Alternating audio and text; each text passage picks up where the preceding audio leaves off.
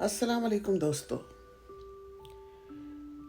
آج جو میرا ٹاپک ہے لمحہ فکریہ.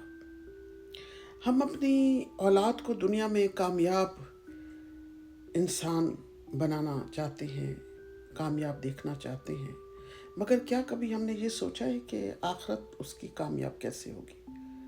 کیونکہ یہ بھی تو ہمارا فرض ہے.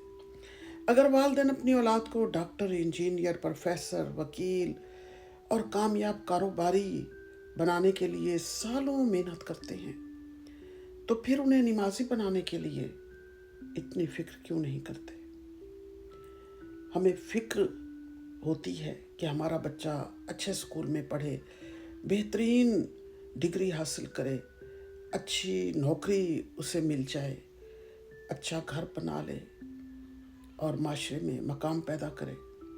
کیا کبھی ہم نے اتنی ہی فکر کی کہ ہمارا بچہ اللہ کے سامنے جھکنے والا، نماز کا پابند اور آخرت کی فکر رکھنے والا انسان بھی بنے؟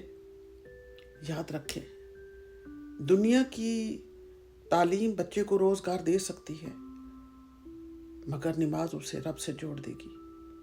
دنیا کی کامیابی چند سال کی ہے لیکن اللہ سے تعلق وہ دولت ہے جو قبر سے آخرت تک ساتھ دیتا ہے.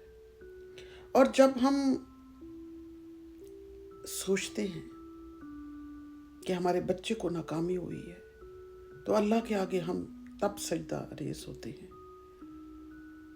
سب سے عام بات یہ ہے کہ بچے ہماری باتوں سے زیادہ ہمارے عمل سے سیکھتے ہیں. اگر والدین خود نماز کے وقت موبائل، مصروفیات اور دنیاوی کام چھوڑ کر وضو کرتے ہیں، جائے نماز بچھاتے ہیں اور اللہ کے سامنے کھڑے ہوتے ہیں تو بچے کے دل میں بھی نماز کی اہمیت پیدا ہوتی ہے. ہم اولاد کو مسلسل مستقبل کے لیے تیار کرتے رہتے ہیں مگر سوال یہ ہے کہ کیا ہم انہیں آخرت کے لیے بھی تیار کر رہے ہیں؟